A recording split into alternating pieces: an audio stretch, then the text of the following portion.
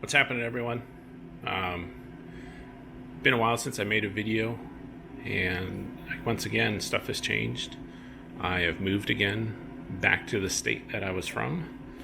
Uh, so, I had to tear all the old layout out, move everything, start all over. But I'm okay with that. Um, it was nice where I was at, but this is, where everything works out better for us. So, I don't have a room in the house anymore.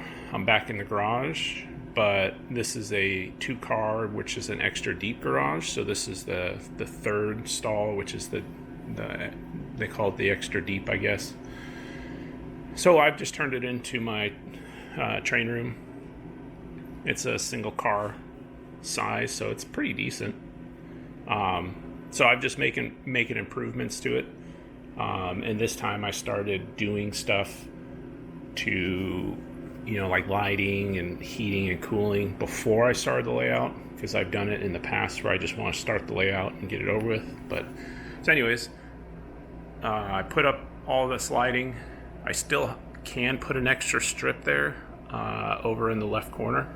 I don't know if I am or not. You can see the lights there. These are just cheap ones that I found on Amazon that had good reviews. And these are, I think, 6,500 Kelvin, and they're LED. But I bought 12 of them for $120. So if they die, it's not a big deal. I'll just change them out with something better. But one of the main improvements I made was I installed these doors, and they're basically 10-foot barn doors, and they're insulated. So I used 2-inch insulation foam and sandwiched it between 1/8-inch plywood with glue, and then framed it with wood, and then bought the Unistrut dollies off of Amazon, and it slides like a barn door now. So both sides can go either way. I have this door locked out, and that way, because I don't need to move it, it's only on certain times.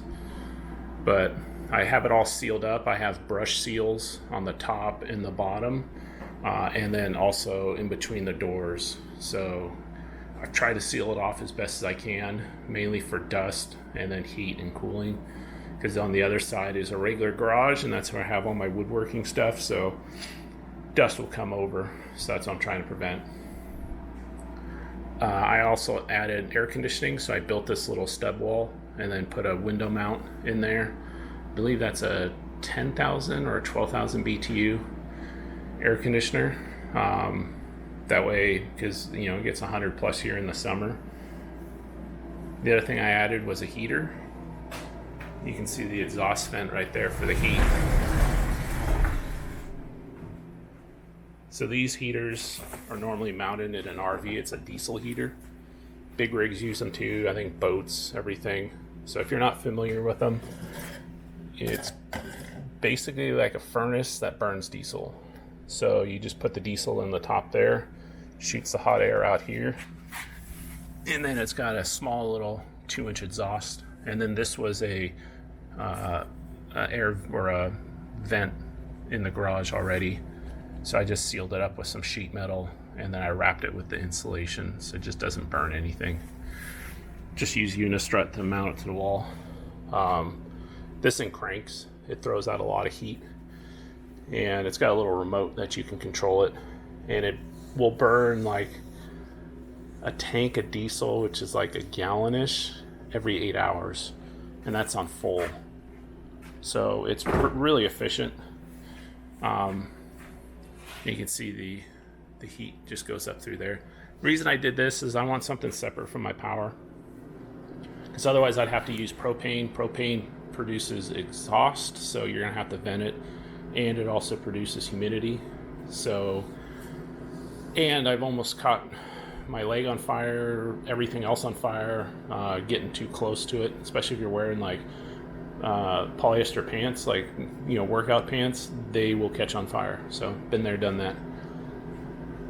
So my laser cutter's over here.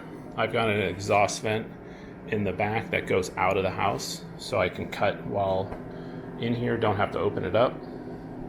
Here's my extra duct for my paint booth, which is over here on wheels, and then I just hook it up as needed. And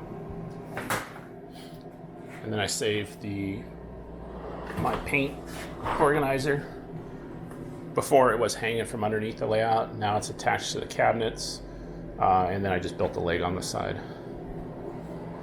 The cabinets are from Home Depot.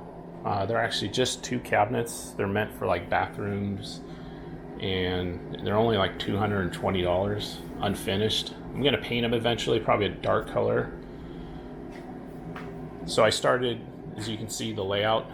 The standard gauge is going to be the bottom, narrow gauge is going to be the top. It is going to be a wraparound, so it's going to come around. The standard gauge is going to go behind the desk here. I have Unistrut to hold it up, and it's going to be just a thin track. Wrap back around. The SN3 is just going to come up and above. The mirror is going to go. They had a gym here before, and again attached to the wall. And then up here will probably be a little bit narrower. There will be a bit of an island that sticks out here. That way the lift out bridge isn't too far. So I used the same general method as I did on my last layout that I just built and had to rip down. The Unistrut with these brackets, and then just beams that come out. It makes for a super strong layout. Everything's adjustable. The Unistrut, you just loosen those bolts and you can slide the strut nuts up and down. In order to get everything level, I end up buying a laser level. You can get these on Amazon. This one was like $120. Best money I ever spent. Self-leveling, and it just shoots a beam everywhere. Especially when you're trying to level stuff like in the garage and everywhere else. The garage walls, they're not square, they're not level, or they're not plumb. And also the floors slope in garages. So if you try and use that as a reference, all your lines are going to be off. So you have to have like a fixed level line, and that's where this comes in. So basically just set a height, and the laser level takes over, shim and adjust all my arms. Same with down here.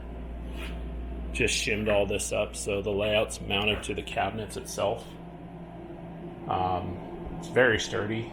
And then I just kind of did like an open grid. That way, like I did on my last layout, all my wiring is going to be run up here. That's why I left a gap. And then you can put a fascia over this. But having the wiring up here was so nice. All your control boards, power, everything will be right here. Same with the bottom. Plus I still have access to underneath there through the cabinets because there is no top on the cabinet. I did that on purpose so I can still get wires and everything up there.